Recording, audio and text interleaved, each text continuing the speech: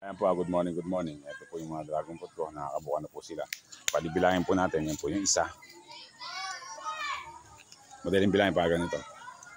O, yung isa, dalawa, tatlo, apat, lima. Ang ganda oh. Ang bulaklak ang dragon fruit. Anim.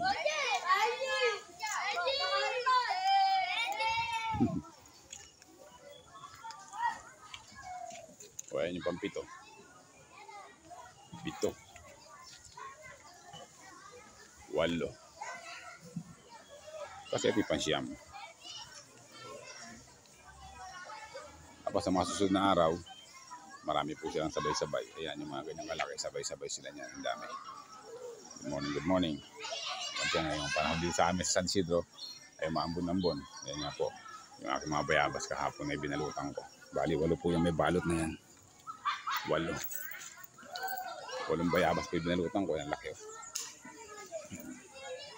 Ang laki niya, binalutan ko. Sana huwag nila matagpuan muna. Para hindi masayang baka biglang matagpuan ng mga bata. Eh, wala tayong magagawa. Bata is bata. Good morning, good morning. Good morning, good morning. Ngayon po ay na tayo sa school sa Santo Cristo Integrated School. Bali yan po, public service po tayo ulit dito. Ito po yung sili kong sumobra. Dahil nga po, wala po ako nabiling eggplant o talong. Kaya po ito lang nabili ko. Kamatis at saka sili. Bali yan po, itanim po natin ito yan sa aking taniman dito sa may Santo Cristo Integrated School. Meron na po tayong bagong alagaan dito. Ayan po. Maganda po kasi yung ganito. Yung mga tanim, kahit ako po ay hindi na nagtatrabaho sa school. Patuloy pa po tayong tumutulong dito. Ganyan po ang tayo public service. Ito po yung mga bumuka ko na dragon fruit. Maganda. Yan po ay siyam, bumuka po yung kagabi. Hindi ko na po na-videohan yung kanyang maga. Kasi nga po, pumunta po kasi ako agad sa bilihan ng punla. Para yun nga, para makapagtanim. Kasi nga po maganda yung panahon yun. Kulimlim at saka medyo maambon-ambon pa. Ito po yung public service natin. Saka ito po yung pangarap natin sa Barangay Santo Cristo. Ang malinis at ang linisin at saka taniman ng mga bagay-bagay na kapakipakinabang. Good morning po sa inyo lahat. Yan po ay mustasa at saka okra. Yan po yung punlaan ng mustasa. Yan po ay aking itatanim dyan. Yan po yung mga bayabas ko. Ang daming bunga. Saka po dun sa Kagawiron, binilang ko kanina, yung 10 puno po ay 10 na agad ang bunga. Good morning, Santo Cristo. Ayan po, good morning. Ngayon po ay mahigit ng alas 5:58 na po ng umaga. Pumunta na po ako sa school. Nauna po muna ako dito para videohan po itong aking dragon fruit na bumuka. Ayan po, ang ganda. Ayan, itayin po natin. Po isa, dalawa, tatlo, apat. Bali, 4 po ito sa gawin na to. Ayan, ang ganda. Nakita nyo naman. Oh. Ang ganda ng pagkabulaklak niya. Ayan. Oh. Wow. Wow, ang ganda. 4 yan. Ito po yung pang-5. 5. Ito yung pang-6. Po, ang ganda. Ito po ay magsisimula na po itong umiikom. Habang lumiliwanag po ito, ito po ay umiikom. Sa gabi po, ganyan po yung bulaklak niyan. E ngayon po ay paano na siya? Paikom na. Ayan po. Ito nyo naman. Sinadya ko pa talaga siya dito. Yan, ang ganda. Puting-puti po siya. Kasi ito po isang puno na to, maraming bulaklak. Bali ito po ay 4. O 3. 5 pala. 1, 2, 3, 4, 5. Tapos mamaya po, meron naman bubukang madami. Ano, yan. Kaso nga lang, pupunta po ako sa Pampanga. Doon po ako matutulog sa Pampanga niyan. Kaya yan po ay hindi ko na mabibidyohan yan. Kasi nga po, sa Pampanga ako matutulog. Ilang araw din ako sa Pampanga. Kasi po, meron po akong ron, arkila. Ayun pa isa. Sa Yabas. Ang ganda po ng dragon fruit na to. Yung. Tapos yung isa po na to ay hinog na.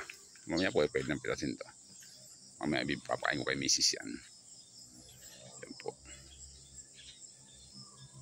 Ang ganda. Ito po yung mga pinag-inaasahan natin ng panahon pagka nasa school po tayo. Ito po mga tanim ko dito. Yan po, nakita nyo na.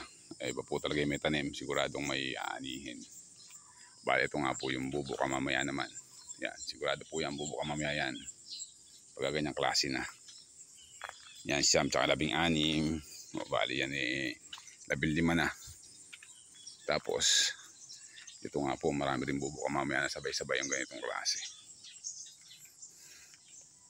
Bali po, wala pa po mga bata dito kasi po, ano pa lang naman, wala pa namang alas 6 o mag-alas 6 pa lang ng umaga.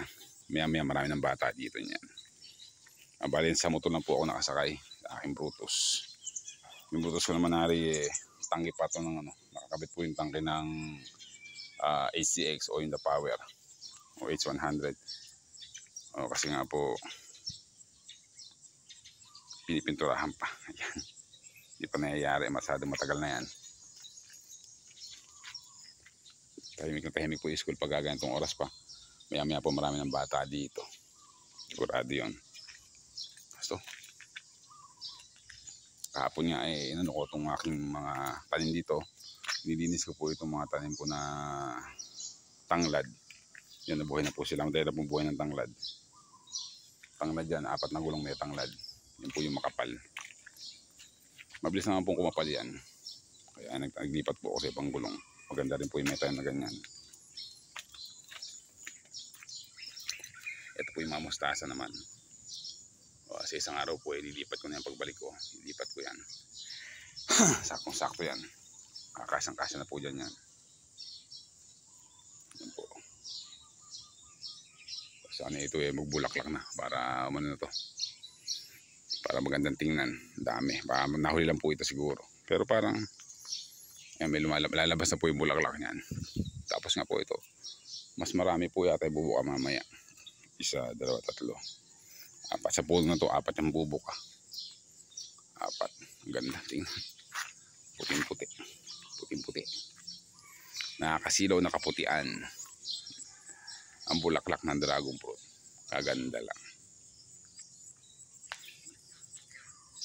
Oh, yung isang puno na rin. Isang poste lang, 5 bunga. Tapos susundan pa sila ng 1, 2, 3. Susundan pa ng 3 yan mamaya. Kaganda lang. Wow. Kita niyo naman kung gaano kaganda. Puting-puti. Paano po? Atuloy po muna ako. In-update ko lang po kayo. Pinakita ko lang po sa inyo kung gaano kaganda yung bulaklak ng dragon fruit. Kasi nga po, ako po ay kakain na. Pero nakapaligo na po ako kanina. Kakain na lang po ako at ihati ko na sila misis. Tapos punta na po ako ng Pampanga. Bali yan nga po, 2 po yung aking service ngayon. 2 catering. Tapos bukas meron. Tapos muna araw. Pag naglalala mo po ako, ayan po. Good morning po sa inyong lahat. Sana po kung wala kayong tanim, magtanim po kayo. Para meron po kayong mga anihin. Good morning. Maraming salamat po.